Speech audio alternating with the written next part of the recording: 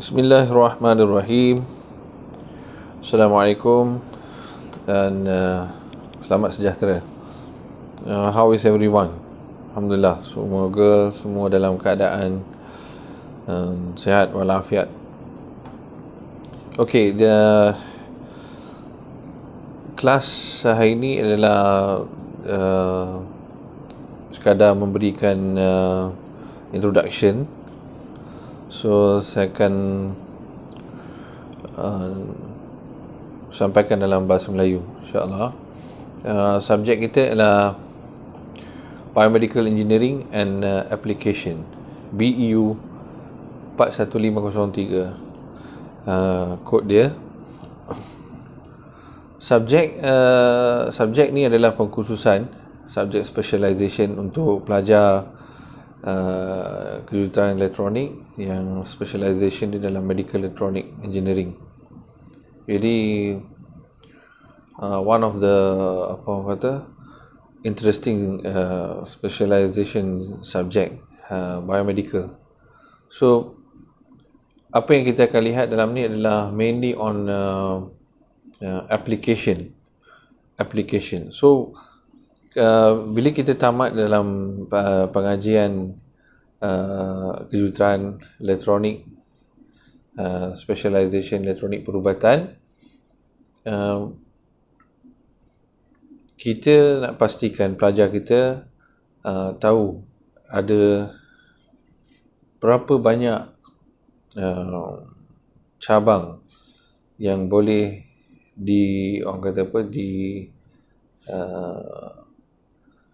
diteruskan, maknanya oleh pelajar kita dalam pengajian mereka. Contoh, bila habis belajar degree, apa bidang lagi yang saya boleh sambung. Okay, first of all, when you understand medical electronic engineering, banyak lagi pengkhususan yang boleh dipecahkan di bawah medical electronic.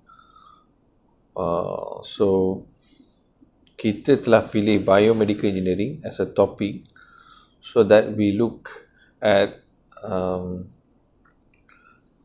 few application. That means at least you know biomedical engineering. Bila disebut biomedical engineering ni, apa sebenarnya bidang ni? So dalam bidang ni ada apa contoh application. Jadi subjek ni diambil oleh pelajar-pelajar tahun akhir. So if you are final year student, that mean you are in the correct track. Jadi seperti subjek yang lain, kebiasaan subjek yang saya mengajar, saya tak jumble up so many chapters in the subject. So for example, in this subject, kita akan fokus lebih kurang 5 chapter. Tapi ada chapter-chapter dalam one or two chapters yang agak detail, agak panjang sedikit daripada chapter yang lain. In the beginning, we will look at basically the introduction of biomedical engineering application, the definitions, what are the specialty areas yang terlibat, apakah area-area yang boleh kita explore, right? Kemudian kita juga dedahkan pelajar kita kepada professional bodies, societies. Maknanya selepas tamat pengajian, pelajar masih boleh teruskan career dia pada landasan biomedical contoh. Jadi apakah society yang dia boleh join untuk teruskan dia punya kepakaran, sumbangan kepakaran, dan juga dia dapat menambahkan ilmu pengetahuan dia, skills dia, and on the latest application and so on. For example, what is happening in Malaysia in biomedical. So for that, student need to be engaged with the societies, available societies. Kemudian kita juga tekankan dalam introduction ni career preparation. Maknanya sebagai seorang graduan dalam bidang biomedical ataupun medical electronic engineering, graduan kita ni apa skills yang dia perlu ada. Apa preparation yang dia perlu buat, persiapan. Apa yang dia kena prepare untuk pastikan dia tahu, bila dia pergi interview untuk kerja dalam bidang, contoh dalam bidang biomedical, medical electronic engineering ni, apakah ilmu pengetahuan yang perlu ada pada dia.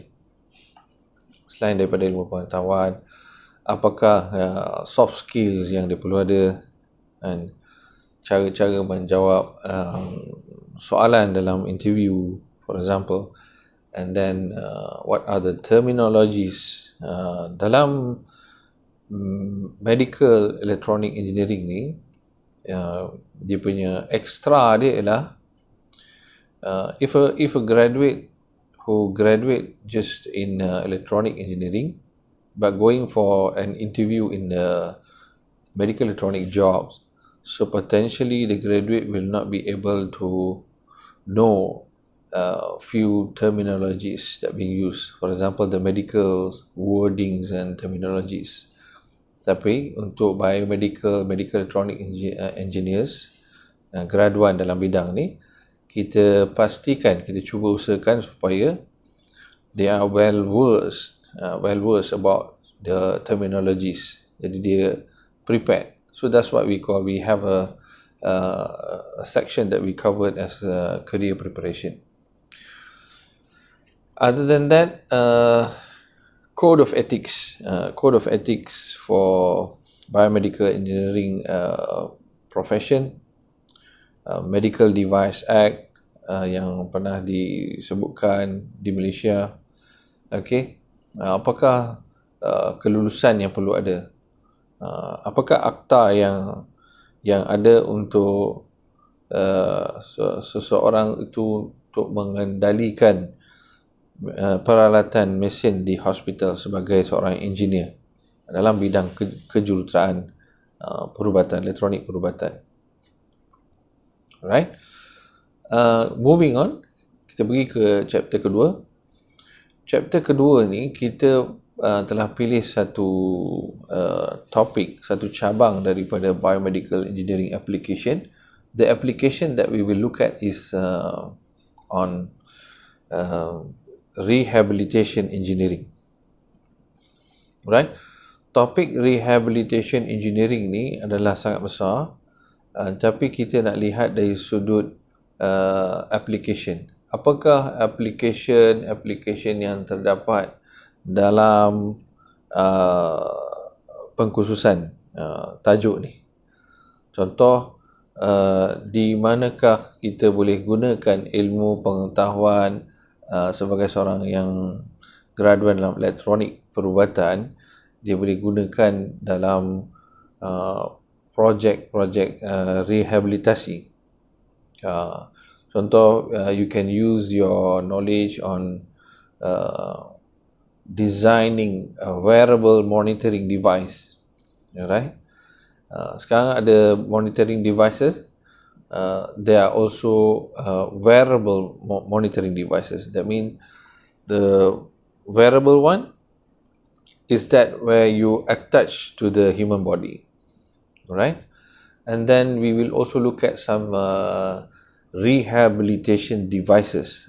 Apakah jenis-jenis rehabilitation devices? Contoh, bagi orang yang ada kesukaran bercakap, apakah alat-alat rehabilitation yang boleh, alat-alat rehabilitation electronic system base yang boleh membantu. And then we will also look at assistive device and technology.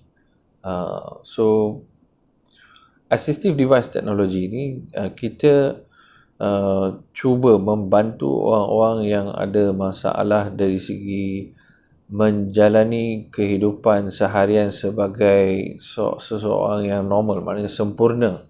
Contoh, dia dulu ada 2 tangan, 2 kaki, tiba-tiba terlibat dengan aksiden, dan bila terlibat dengan kemalangan, dia pun hilang orang kata salah satu anggota tangan ataupun kaki. Jadi dalam assistive device ni, kita boleh designkan satu tools ataupun alat yang boleh support orang yang dah kehilangan satu body parts ni, supaya dia boleh teruskan kehidupan dia macam orang biasa. Itu dipanggil assistive device. Basically, we try to assist them. We assist them with the system and technology. Contoh, apa satu contoh kita boleh lihat, ada orang yang mungkin mengalami masalah lumpuh di separa badan, maknanya daripada pinggang ke atas, iaitu tangan dia. Kaki function baik, elok, tapi tangan tak berfungsi. Jadi kita boleh bantu. Maknanya orang ni untuk teruskan kehidupan, dia akan duduk atas wheelchair, tapi bila dia nak baca buku ataupun surat khabar contohnya, jadi dia tak dapat nak turn over the page by himself. Jadi kita boleh buat satu assistive technology ataupun sistem yang akan turn on the page ataupun dia akan flip the page when he has done the reading. Yang itu assistive device and technology. Jadi types of assistive device, kita akan lihat apakah what are the types of assistive devices available. For example, the wheelchair sekarang ni yang kita biasa tengok adalah wheelchair yang manual. Sekarang dah ada wheelchair yang semi automated wheelchair, automated yang boleh kita control melalui electrical power, batteries, right? Dan kita juga dah ada wheelchair yang boleh naik tangga. Kita tengok wheelchair, kalau orang yang gunakan wheelchair ni biasanya ada lift, dia selamat lah, dia boleh lah naik, sebab bangunan tu ada friendly sikit, dia boleh naik lah dengan gunakan lift. Tapi bila sampai ke sesuatu bangunan yang tak ada laluan untuk orang-orang disable, orang yang orang kata apa, OKU, yang gunakan wheelchair, tiba-tiba nak kena naik tangga, boleh tak kita bayangkan? Susah tu. Tapi ada orang dah buat lah. Kalau kita search dalam internet, banyak kita boleh tengok wheelchair yang advanced wheelchair, mana dia nampak macam wheelchair yang biasa, tapi tiba-tiba bila kita nak naik tangga tu, dia ada switch button, bila kita tekan, wheelchair tu boleh naik dengan sendirinya tangga, dan orang pengguna tu masih duduk atas wheelchair tu, jadi dia akan naik tangga, anak tangga tu dia akan naik. I think it's an advancement on the assistive device and technology. Itu adalah types lah. Okay, moving on, kita ada chapter 3. Chapter 3 kita akan lihat kepada beberapa application, one of which is on the biotechnology. Alright, biotechnology, and then specifically looking at cell culture, what we call cell culture application. That means what is the usage of cell culture? Kenapa kita kena buat cell culture? Hidupkan sel di luar orang kata tubuh badan, culture di makmal. Hidupkan di orang kata apa, in vitro. In vitro ni maksud dia kita keluarkan cells daripada tissues sama ada animals ataupun orang, dan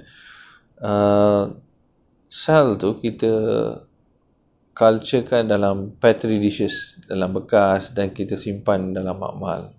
Itu dipanggil in vitro cell culture technique. Kalau in vivo maksud dia kita membuat test berkenaan dengan sel ataupun tisu di dalam kawasan tubuh badan ataupun tubuh badan manusia, ataupun di kawasan tubuh badan manusia ataupun di tubuh badan binatang. Itu dipanggil in vivo. Jadi kita akan lihat kepentingan kenapa kita kena ada sistem cell culture ni. Dan bila kita culture sel ni, kita boleh lihat pelbagai rupa ataupun morfologi, kedudukan, positioning cells. Sel ni dia bergerak atas permukaan. Jadi apakah komunikasi yang berlaku antara sel dengan permukaan tu? Okey, jadi kita boleh lihat pelbagai permukaan yang kita boleh culture sel. Ada dia punya dia punya kelebihan sendiri atas gelas, kan, dan morfologi itu permukaan structure sel tu akan memberi orang kata pendedahan yang berbeza. Okey, sel kulit nampak morfologi dia berbeza, sel jantung berbeza, okey, sel usus manusia berbeza, semua ada morfologi yang berbeza. Okey, kita akan lihat beberapa jenis sel dan sifat sel tu sendiri, kejadian dia. Kenapa sel ni dia panjang sikit, kata. Kenapa sel ni bulat-bulat semua? Kenapa sel ni dia bila dia attach di permukaan tu dia susah ataupun dia attach dengan begitu kuat sekali? Kenapa berbeza sifat dan kelakuan sel ni? Very interesting. Okay, and also towards the end kita akan lihat juga application of cell culture. Lepas kita culture sel ni, kat mana kita gunakan? Where we will use the cell culture? Adalah dia punya application dia dalam orang kata apa? Kita gunakan cell culture ni pada kajian-kajian berkenaan dengan wound healing. Contoh, bagi pasien yang menghadapi kencing manis, diabetik. Okey, salah satu cabaran ialah untuk orang kencing manis ni, macam mana apabila ada satu luka, macam mana luka ni boleh disembuh dalam masa yang singkat.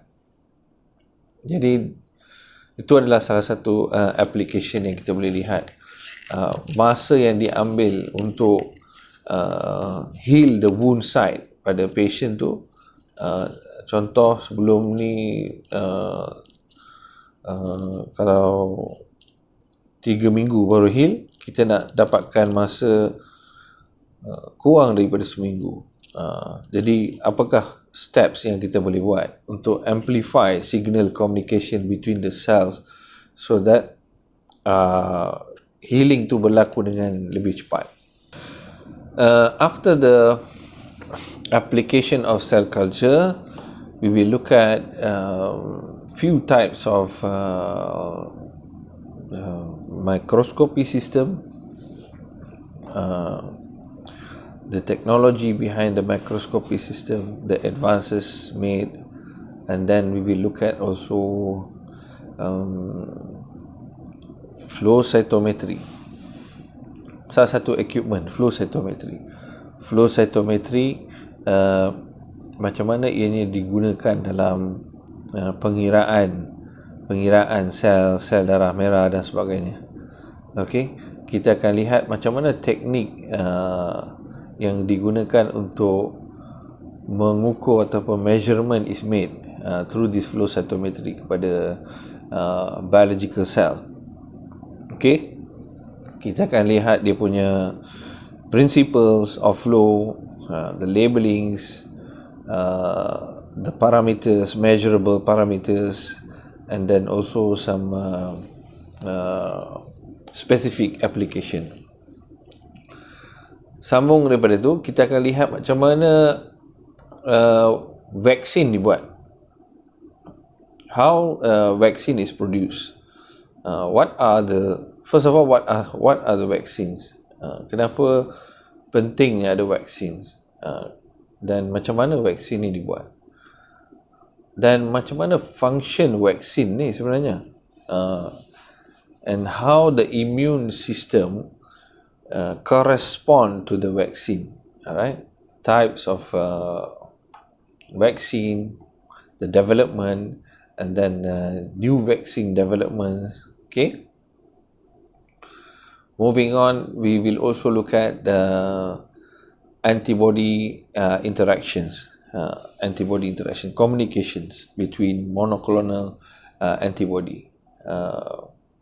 Macam mana ada engineering component dalam monoclonal antibody dan cara dia dibuat antibody ni. Okay. Selain daripada itu, kita ada juga tajuk berkenaan molecular biology, right? Molecular biology. Okay, introduction kepada molecular biology, DNA. What is DNA? DNA, RNA, proteins, and then the essential macromolecules of life. Apa kegunaan protein? Apa kegunaan DNA? Apakah kegunaan RNA? So, kita akan lihat. What is the importance of this biological, molecular biology? Okay, what is the importance? And then, last but not least on this chapter 3, gene therapy. One interesting application is gene therapy. The process of gene therapy. How does gene therapy works? Then the risk involved in gene therapy, right? That's the end of chapter 3. Chapter 4, still we are on the application. Jadi daripada chapter 1 lebih kepada introduction. Chapter 2, ke-3, ke-4, ke-5 ni semua kita akan lihat specific application. Maknanya dia subjek ni dia tak banyak teori tapi lebih kepada application based. We look at different application. Yang tu yang menarik tu. Jadi kita nak bagi pendedahan pada pelajar supaya dia tahu dalam biomedical engineering application ni ada contoh berapa banyak application. At least we know 4 or 5 application from this subject. That should be good enough. Alright. Jadi kita akan lihat some equipments known as diagnostic equipments. Alright.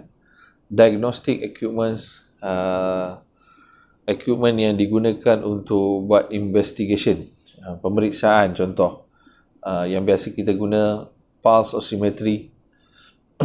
Pulse oximetry ni kita nak gunakan untuk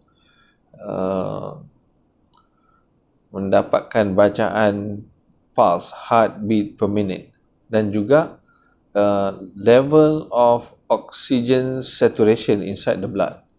Okay, kita akan gunakan pulse oximetry.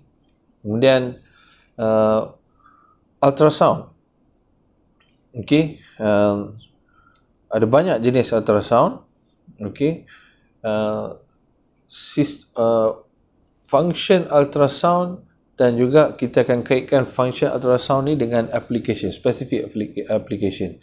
kita akan lihat apakah penyakit-penyakit ataupun associated diseases that we can use ultrasound to conduct the diagnostic procedures.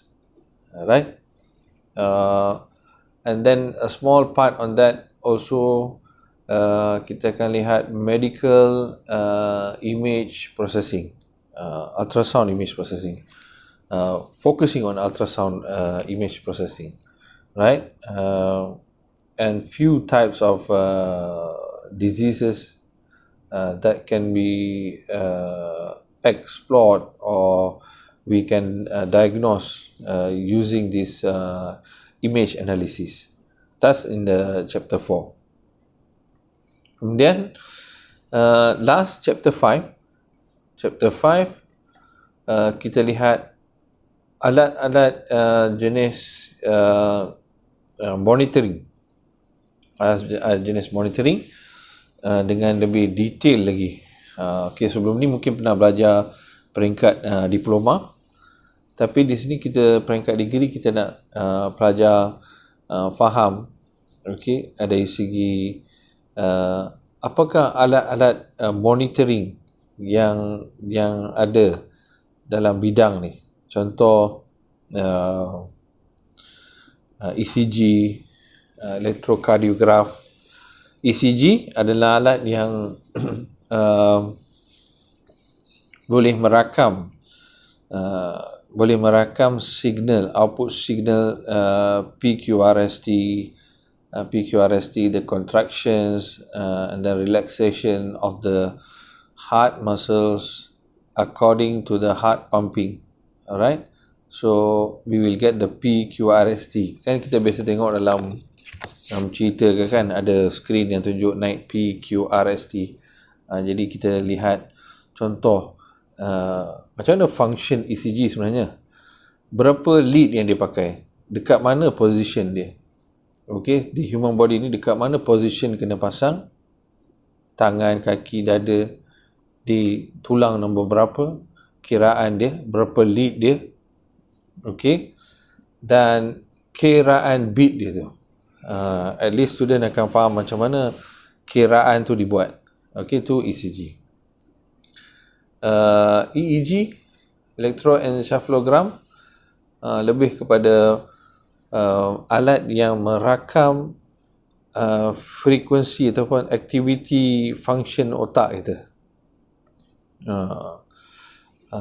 Jadi seperti yang kita pernah baca, otak kita ni kan ada macam-macam waveform yang diproduce, signal alpha, beta, theta. Jadi macam mana position electrode. Okey, bila electrode dipasang pada kawasan kepala, kulit kepala, macam mana ada signal daripada otak ni, daripada lapisan otak menembusi tulang, skeleton dan kepada kulit, daripada kulit transfer pada electrode.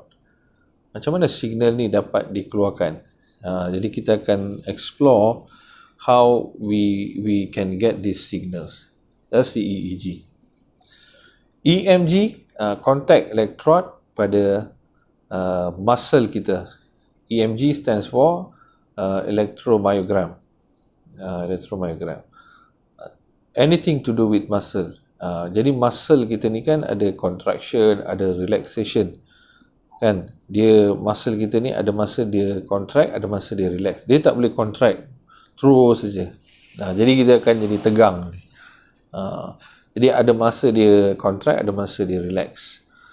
Jadi boleh kita baca aktiviti muscle ni dengan menggunakan EMG. Pasang electrode pada kawasan-kawasan yang tertentu pada muscle dan kita dapatkan macam mana contraction tu.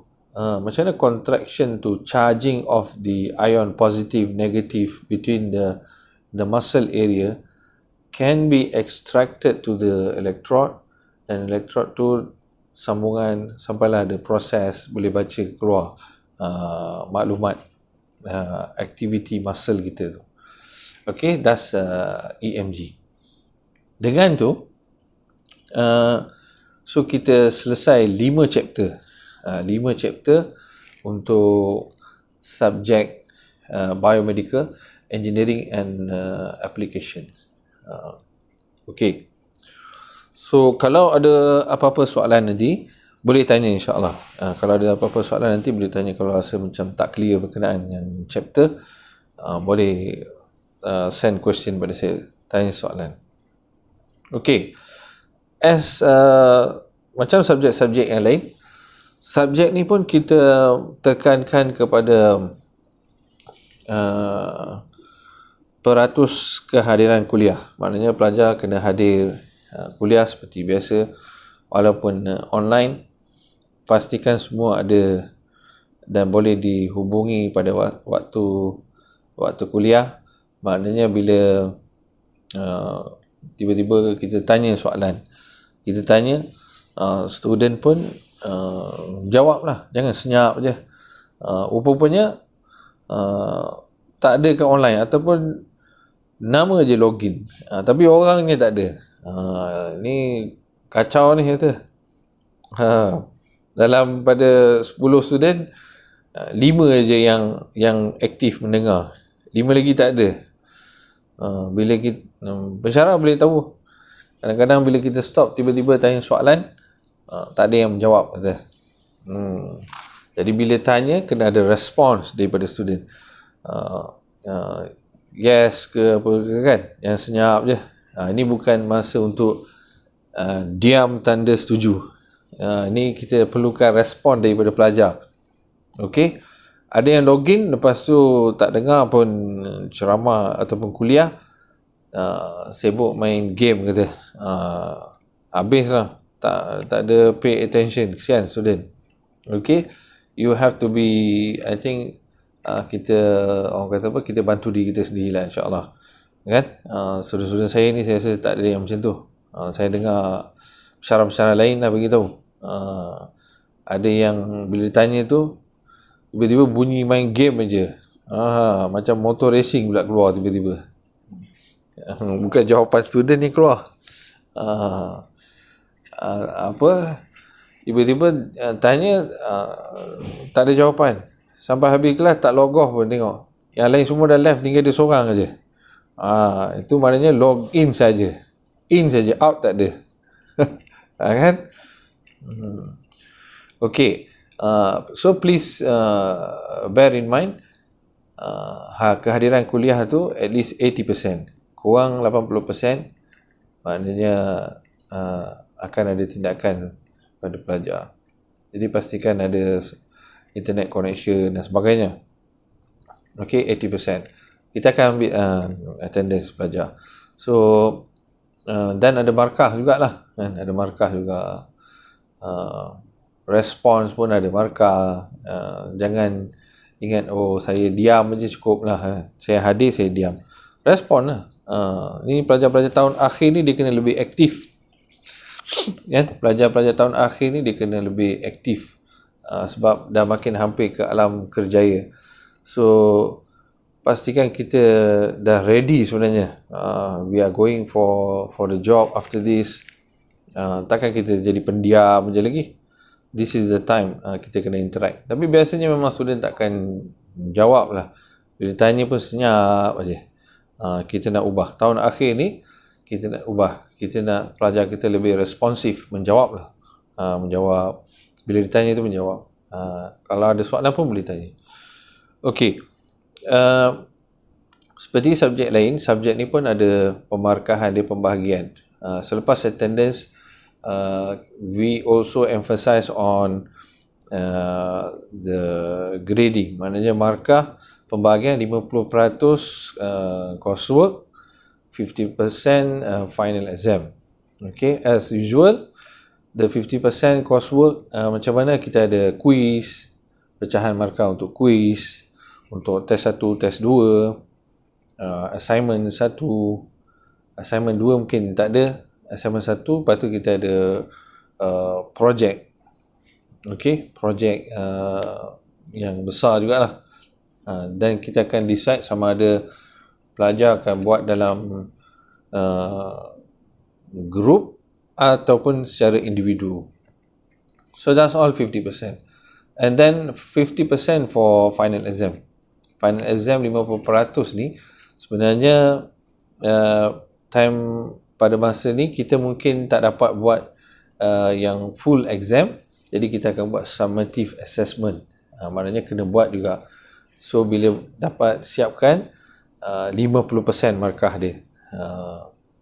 Jadi dalam keadaan kekangan physical face to face meeting dan sebagainya, kemungkinan summative assessment tu akan insyaAllah lebih praktikal. Jadi kita akan buatlah untuk subjek ni.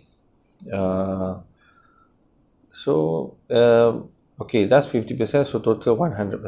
Ada markah, pecahan markah yang syarah akan bagi untuk attendance. So apa lagi? Untuk subjek ni tak ada modul disediakan, so pelajar kena cari bahannya online. Cari buku rujukan. Banyaklah.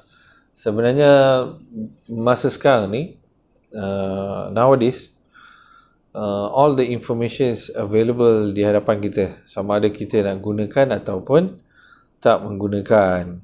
Okay, buku, journals, reference book maksudnya, reference book, journals, conference proceeding, banyak resources online. Okay, website pun boleh pakai, tapi guna sebagai bahan bacaan saja, bukannya untuk kita nak cite dalam report kita. Okay, dan saya rasa pelajar-pelajar pun ada akses pada library punya network. Through library, banyak subscription yang dibuat oleh library UTHM, so pelajar boleh manfaatkan itu untuk sebagai bahan rujukan, e-books dan sebagainya. Okay, so materials yang saya kongsikan waktu kuliah ni kemungkinan berapa persen saja. Okay, maksud saya ialah saya perlukan pelajar untuk explore, cari lagi bahan rujukan, dapatkan bahan rujukan dan cari extra notes. Do not just rely on what I give you in the lecture. Dan pelajar perlu tambahan masa, student learning time. Student learning time maknanya pelajar kena duduk, spend masa extra lagi, duduk kat rumah baca. Sekarang ni dah kurang travelling kan, travelling dah kurang, jadi masa-masa travelling tu banyaklah spend untuk buat ulang kaji. Selepas kuliah duduk terus buat nota, buat ulang kaji. Apa yang diajar dalam kelas terus orang kata sit down dan buat extra notes dan fahamkan pada minggu tu juga, jangan tangguhkan. Jadi bila kumpulkan tu yang jadi kita score last minute. Kalau score last minute pun kita boleh dapat A, apatah lagi kalau kita belajar daripada minggu awal kan, minggu-minggu awal. So I think you will do better job. Jadi pastikan study awal, maknanya buat revision, ulang kaji, dapatkan extra note macam yang saya beritahu tadi. Boleh insyaAllah. Saya rasa itu saja yang saya nak kongsikan untuk minggu perkenalan. Dan kepada kawan-kawan yang orang kata tak masuk lagi dalam grup WhatsApp kita, minta tolong mereka masuk dalam grup WhatsApp kita. Kepada kawan-kawan yang belum jumpa lagi kelas kita ni, bantu-bantulah kan. Kita ada senarai nama, bantu-bantulah cari dia supaya dia tak ketinggalan. Okey. Apa lagi? So last but not least, tak ada apa lagi. Saya just nak beritahu pada pelajar, jangan panik kalau kata internet connection dan sebagainya ada masalah. Okay, I will make this lecture recordings available online dalam YouTube saya. Dalam channel tu ada, jadi bolehlah rujuk balik, boleh tengok balik. Dan kalau ada apa-apa masalah, tolong hubungi dan keep in touch with PA masing-masing. musim-musim COVID, musim-musim ni banyak cabaran dia, dugaan dia. Tapi bukan student saja, pensyarah pun ada banyak dia punya cabaran dia. Jadi semua sama. Keep calm, banyakkan sembahyang, doa, kan. Pastikan kita dalam keadaan tenteram. Jangan panik nak buat sesuatu di luar apa orang kata luar pemikiran kita, kan. Tak lama pun, insyaAllah. Lagi beberapa mungkin some of you are in the last semester, some of you this is the second last semester. Okay, fokus. Okay, fokus walaupun online dan sebagainya, sama aja kita belajar macam biasa.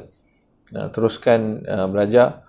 Macam saya kata tadi, doa, banyakkan doa, dan berikan tumpuan. InsyaAllah saya rasa semuanya akan berjaya.